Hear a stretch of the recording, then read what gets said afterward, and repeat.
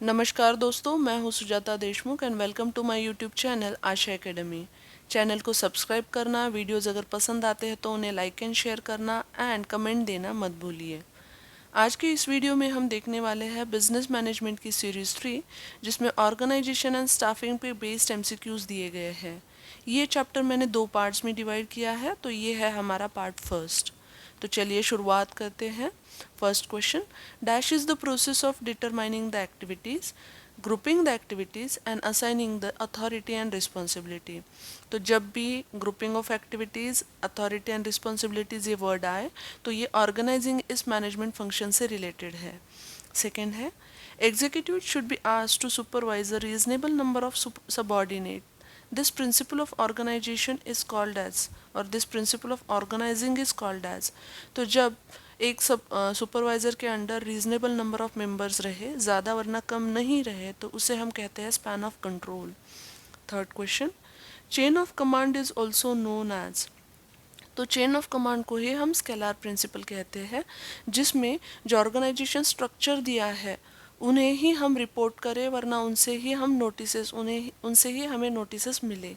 तो मेरे ऊपर जो अथॉरिटी है उन्हें ही मैं मेरी प्रॉब्लम्स रिपोर्ट करूं और उनसे ही मुझे सॉल्यूशन वरना सजेशन वरना नोटिसेस मिले, तो उसे हम कहते हैं स्केलर प्रिंसिपल। नेक्स्ट है, dash is the act where manager gives his authority to others to complete his task. तो जब मैनेजर उसकी अथॉरिटी काम पूरा करने के लिए उनके सबॉर्डिनेट्स में डिवाइड करता है वरना दे देता है, तो उसे हम मैनेजमेंट लैंग्वेज में कहते हैं delegation of authority. Next one है, dash is not the principle of organising. तो देख लो कौन कौन से प्रिंसिपल है। अभी तक हमने देखा है तो स्पैन ऑफ कंट्रोल है, वरना स्केलर प्रिंसिपल है। उसके बाद स्पेशलाइजेशन, तो हाँ, हर काम डिवाइड करना चाहिए और उसका ग्रुप करना चाहिए, तो that is a specialisation. Responsibility भी, यस, हर एक को रिस्पॉन्सिबिलिटी भी अथॉरिटी के साथ असाइन करनी चाहिए। एक्सेप्शन, जो हायर लेवल वरना टॉप लेवल मैनेजमेंट है उनको रेगुलर कामों से एक्सेप्शन देना चाहिए क्योंकि उन्हें बड़े डिसीजन लेने हैं। लेकिन programme is not a principle of organising, तो यहाँ पे सी ऑप्शन मेरा करेक्ट है। Next, dash is the differentiation and integration of activities and authorities, role and relationship in the organization। तो जब मैं ऑर्गेनाइजेशन के बहुत सारे काम, अथॉरिटीज़ सब वो डिवाइड करती हूँ अलग अलग पार्ट्स में, तो उसे मैं ऑर्गेनाइजेशनल स्ट्रक्चर कहती हूँ। नेक्स्ट है, dash is the power to take the decision which guides the actions of others.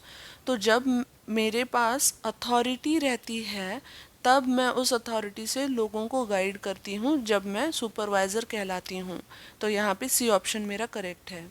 Next, dash authority is based on the technical competency and expertise of an individual. तो अगर किसी के पास technical competency है वरना उस area में expertise है, तो उसे जो अथॉरिटी मिलती है हम उसे टेक्निकल अथॉरिटी कहते हैं। Next, when the work of an enterprise is located in a different distance places, then the authority is given to the manager of that places is called as dash delegation। तो जब मैं किसी geographical area में, मेरा business बहुत सारे अलग अलग जोग्राफिकल एरिया में है, अलग अलग रीजन्स में है, तो वहाँ पे मेरा जो काम है कंट्रोलिंग का, मैं वहाँ पे अपॉइंट मैनेजर को दे देती हूँ, तो उस डेलीगेशन को मैं जोग्राफिकल डेलीगेशन कहती हूँ। नेक्स्ट है, dash authorities derived from managerial position. अगर मैं मैनेजर हूँ तो मेरे पास लोगों को गाइड करने की, ऑर्डर देने की अथॉरिटी है, तो उस अथॉरिटी को मैं ऑफिशियल अथॉरिटी कहूँगी। Next, dash is an obligation of a subordinate to perform his duty. जो ड्यूटी परफॉर्म करने के लिए जो मेरा ऑब्लिगेशन है, जो मेरी अकाउंटेबिलिटी है, उसे मैं रिस्पॉन्सिबिलिटी कहूँगी। Next, responsibility can not be, option देखते हैं तो हमें समझ में आएगा। Responsibility can not be delegated, मतलब मेरा जो काम है मैं दूसरों को असाइन नहीं कर सकती, वो मेरा काम, उस पोजीशन का काम मुझे ही कंप्लीट करना पड़ता है, तो ये ऑप्शन यहाँ पे करेक्ट है। Next one, delegation can be done by dash ways. तो ऑप्शंस देख लो। डेलीगेशन, तो मैंने क्या कहा है, डेलीगेशन मतलब मेरी जो अथॉरिटी है वो दूसरों को देना, उनका वरना ऑर्गेनाइजेशन का काम पूरा करने के लिए, तो उसे हम डेलीगेशन कहते हैं। तो एडमिनिस्ट्रेटिव, टेक्निकल, जियोग्राफिकल। तीनों भी करेक्ट है।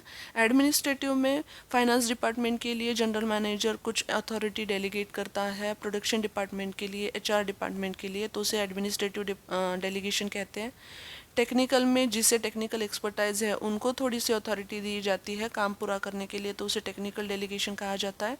जियोग्राफिकल मैंने अभी एक्सप्लेन किया है, अलग अलग एरियाज़ में अगर बिजनेस हो तो उस मैनेजर्स को, उन एरियाज़ के मैनेजर्स को अथॉरिटी दी जाती है डिसीजन मेकिंग की, तो उसे जियोग्राफिकल डेलीगेशन कहा जाता है। तो यहाँ पे all given is the correct option. दोस्तों मैं आपको एक बात बताना चाहती हूँ कि एग्ज़ाम में ऐसे ऑल गिवन नहीं आएगा, लेकिन ज़्यादा से ज़्यादा आपकी रिवीजन हो, कॉन्सेप्ट्स क्लियर हो, इसीलिए मैं सारे ऑप्शन ज़्यादा से ज़्यादा इंक्लूड करने का प्रयास कर रही हूँ। तो अगर एडमिनिस्ट्रेटिव पे आए तो आपको उसका आंसर देना है। Next, dash delegation is not considered as a part of organisational level. तो जो डेलीगेशन ऑर्गेनाइजेशनल लेवल पे नहीं होता हम उसे इनफॉर्मल डेलीगेशन कहते हैं। Next, dash delegation is related with a particular function और task.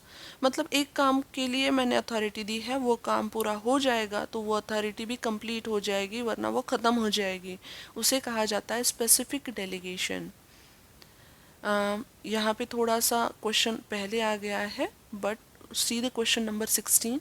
Dash delegation is uncommon when subordinates assign some of his supervisors.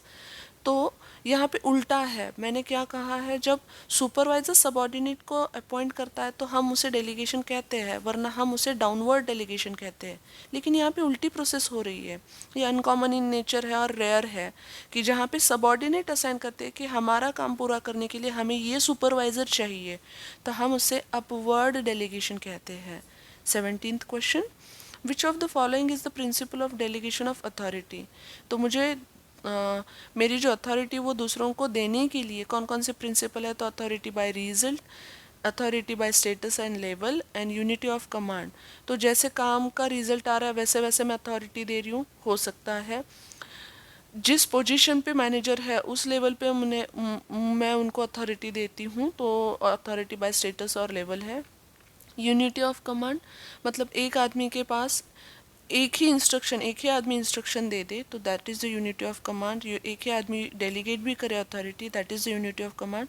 तो ये सारे प्रिंसिपल है, तो यहाँ पे डी ऑप्शन एक्चुअली करेक्ट है, मतलब ये सारे प्रिंसिपल्स मेरे डेलीगेशन ऑफ अथॉरिटी के हैं। Next one, which of the following is the difficulty in the delegation of authority. मैं अथॉरिटी दूसरों को देना चाहती हूँ, वरना मुझे देनी चाहिए वो काम पूरा करने के लिए, लेकिन वहाँ पे बैरियर क्या आ सकते हैं, तो lack of confidence on a supervisor और अ सबॉर्डिनेट। सुपरवाइजर का सबॉर्डिनेट पे नहीं है, वरना सबॉर्डिनेट का सुपरवाइजर पे नहीं है, तो ये डिफ़िकल्टी हो सकती है।